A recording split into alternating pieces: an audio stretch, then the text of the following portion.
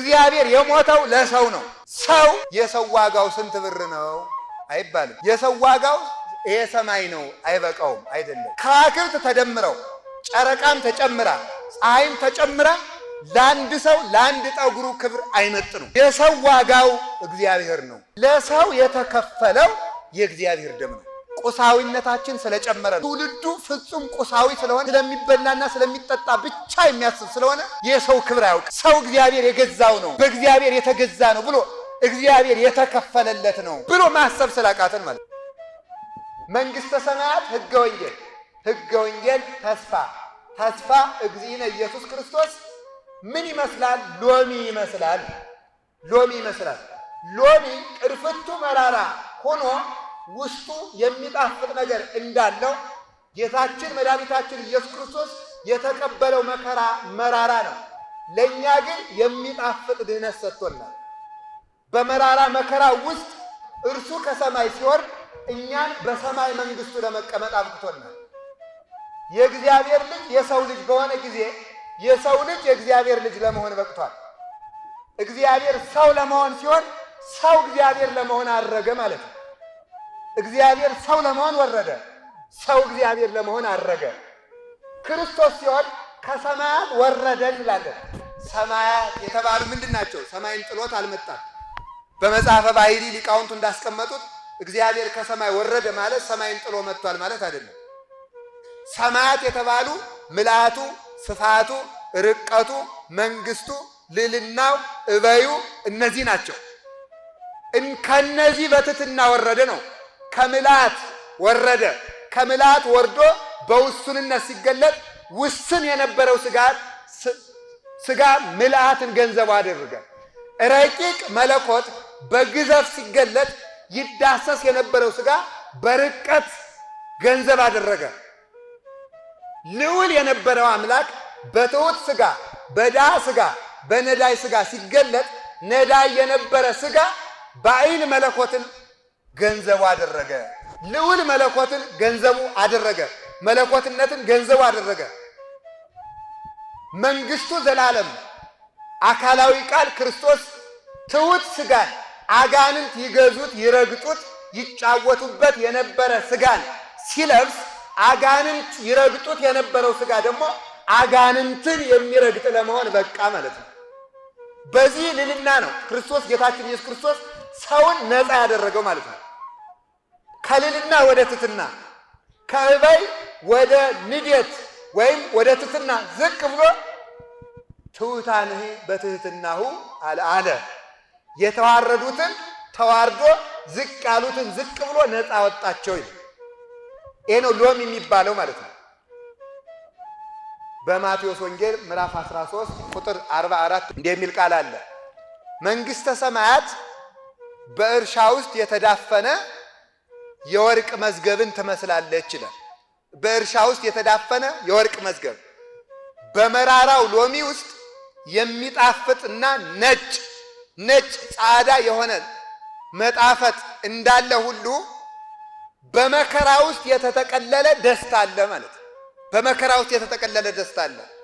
እንዲሁ በእርሻ ውስጥ ወርቅ ተዳፍኖ በተናቀው ጭቃ ውስጥ የከበረ ወርቅ ተዳፍኖ እንደሚገኝ የመንግስተ ሰማያት ወርቅነት በመከራ አፈር ውስጥ ተዳፍና ትገኛለች። ትቢያውን አራግፎ ቆፍሮ መውሰድ የራስ ድርሻ ነው። ታዲያ ማን ነው? አፈር የተባለ ይህ ዓለም ነው። አንድ ሰውም ነበረ። መንግስተ ሰማያት በእርሻ ውስጥ የተዳፈነች ወርቅን ትመስላለች። አንድ ሰውም አለ ያለውን ሀብት ሁሉ ሽጦ ያችን እርሻ ገዛ። እንዴት ሲባል የእሱ ሀብት ተጠራቅሞ ያችን ወርቅ ስለማያክል በውስጧ የተቀበረውን ስለሚያውቅ ያለውን ሀብት ሽጦ ያችን እርሻ ገዛ ይላል።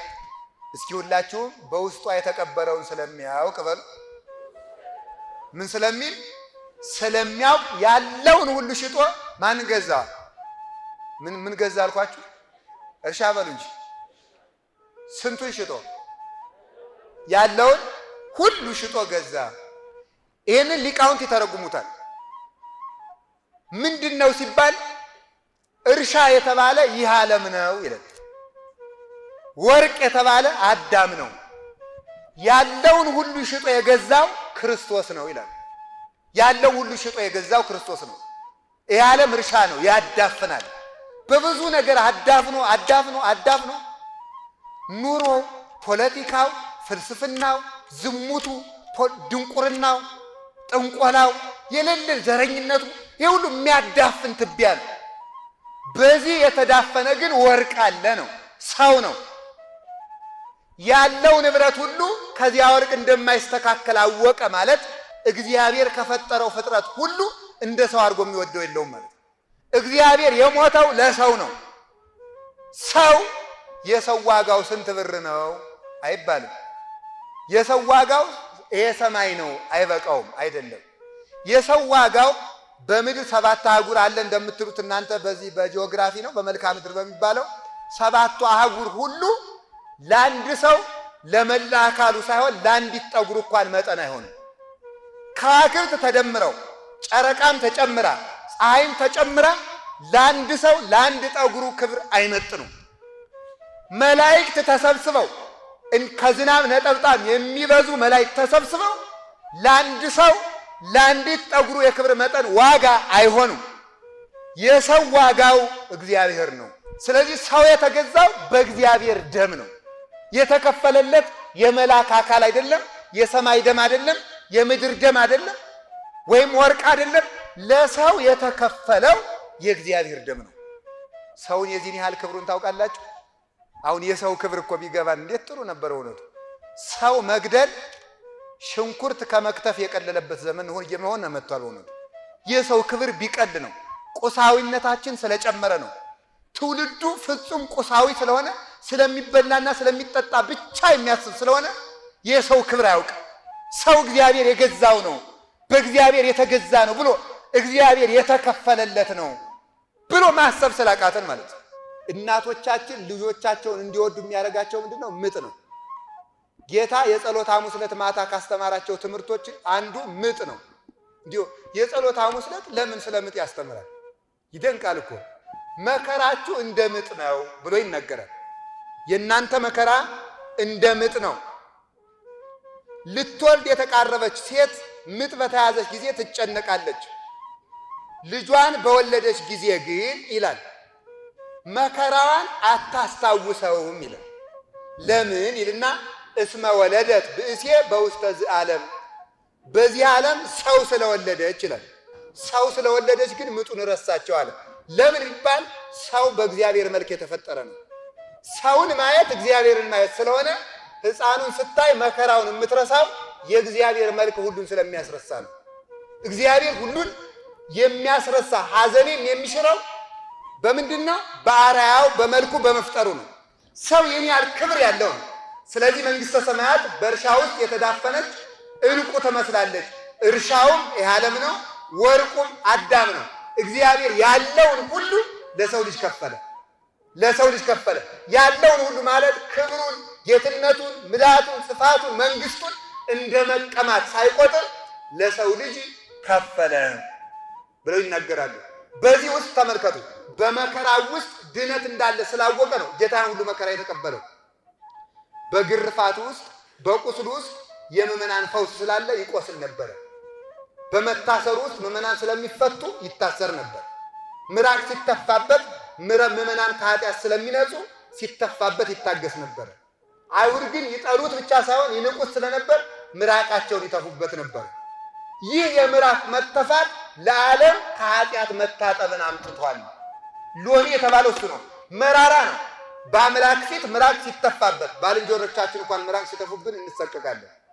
በእግዚአብሔር ፊት ምራቅ ሲተፋበት እንዴት ከባድ መራራ መከራ ነው። ግን በዚያ ውስጥ የምዕመናን ድነት አለና ክርስቶስ እንደ ሎሚ በሚመር መከራ ውስጥ ለምዕመናን የሚያነጻና የሚፈውስ ድነትን የሚሰጥ መከራን ተቀብሏል፣ ሕይወትን ሰጥቷል። ቅዱስ ስምዖን ዘአምድ በዓርብ ግብረ ሕማማት ላይ እንዲህ ብሎ ይናገራል። እኔን ወደ አንተ ልትስበኝ አንተ በገመድ ተጎተትክ ይላል። ሲጎተት አምላክ ዓለምን በእጁ የያዘ አምላክ በገመድ እየተጎተተ ሲሄድ እጅግ ፍጡራን ሁሉ የሚያስደነግጥ መከራ ነው። ግን በዚያ ውስጥ ምዕመናን ወደ ሰማይ የሚሄዱበት መሰላል ተዘርግቶላቸዋል። ይሄ መከራ ሎሚን ያስመስላል። ልክ እንደዚሁ ሐዋርያት፣ ሰማዕታት፣ ደናግል፣ መነኮሳት የተቀበሉት መከራ ሎሚን ይመስላል። ወንጌል እንደዚህ ናት። አባቶቻችን ሲሰደዱ ርስት እንዳላውቀው ስለሚያውቁ ነው።